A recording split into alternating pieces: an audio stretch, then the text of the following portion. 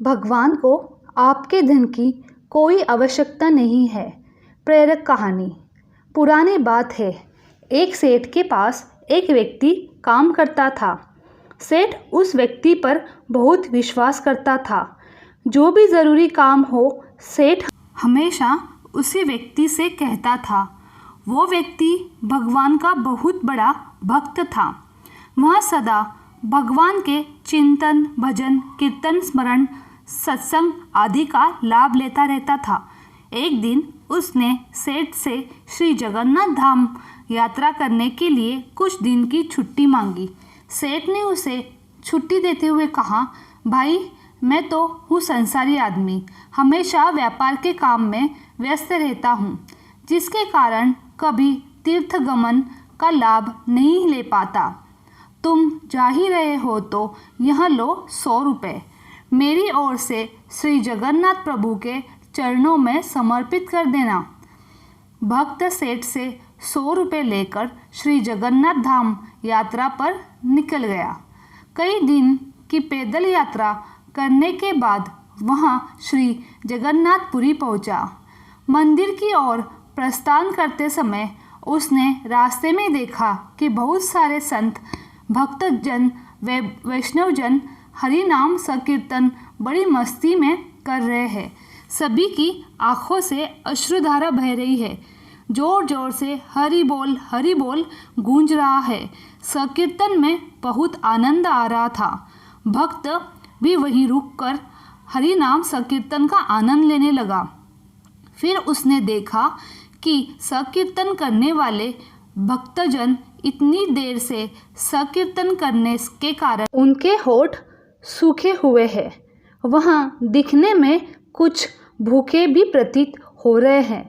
उसने सोचा, क्यों ना सेठ के 100 रुपये से इन भक्तों को भोजन करा दूं। उसने उन सभी को उन 100 रुपये में से भोजन की व्यवस्था कर दी। सबको भोजन कराने में उसे कुल 98 रुपये खर्च करने पड़े। उसके बाद 2 रुपये बच गए। उसने सोचा, चलो अच्छा हुआ, 2 रुपये जगन्नाथ जी के चरणों में सेठ के नाम से चढ़ा दूंगा। जब सेठ पूछेगा तो मैं कहूँगा पैसे चढ़ा दिए। सेठ यहाँ तो नहीं कहेगा कि 100 रुपये चढ़ाए। सेठ पूछेगा पैसे चढ़ा दिए तो मैं बोल दूंगा कि पैसे चढ़ा दिए। झूठ भी नहीं होगा और काम भी हो जाएगा। भक्त ने श्री जगन्नाथ जी के दर्शनों के लिए मंदिर में प्रवेश किया। श्री जगन्नाथ जी की छवि को निहारते हुए अपने हृदय में उनको विराजमान कराया। अंत में उसने सेठ के 2 रुपये श्री जगन्नाथ जी के चरणों में चढ़ा दिए और बोला, यह 2 रुपये सेठ ने भेजे हैं। उसी रात सेठ के पास स्वप्न में श्री जगन्नाथ जी आए, आशीर्वाद दिया और बोले, सेठ तुम्हारे 98 रुपये मुझे मिल गए हैं। यहाँ कहकर श्री जगन्नाथ जी अंतर्धान हो गए।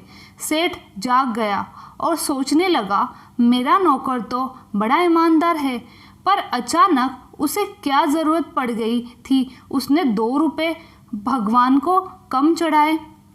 उसने 2 रुपये का क्या खा लिया, उसे ऐसी क्या ज़रूरत पड़ी। ऐसा विचार सेठ करता रहा। काफ़ी दिन बीतने के बाद भक्त वापस आया और सेठ के पास पहुंचा। सेठ ने कहा कि मेरे पैसे जगन्नाथ जी को चढ़ा दिए थे। भक्त बोला, हाँ मैंने पैसे चढ़ा दिए। सेठ ने कहा, पर तुमने 98 रुपये क्यों चढ़ा दिए? 2 रुपये किस काम में प्रयोग किए? तब भक्त ने सारी बात बताई। उसने 98 रुपये से संतों को भोजन करा दिया था और ठाकुर जी को सिर्फ 2 रुपये चढ़ाए थे। सेठ सारी बात समझ गया। वह बड़ा खुश हुआ तथा भक्त के चरणों में गिर पड़ा और बोला, आप धन्य हो, आपकी वजह से मुझे श्री जगन्नाथ जी के दर्शन यहीं बैठे बैठे हो गए। भगवान को आपके धन की कोई आवश्यकता नहीं है। भगवान को वह 98 रुपये स्वीकार है जो जीव मात्र की सेवा में खर्च किए गए और उस 2 रुपये का कोई महत्व नहीं है जो उनके चरणों में नगद चढ़ाए गए। अगर मेरी ये वीडियो आप लोगों को अच्छी लगी तो please like, share and subscribe my YouTube channel. फिर मिलेंगे एक नई कहानी के साथ। तब तक के लिए धन्यवाद।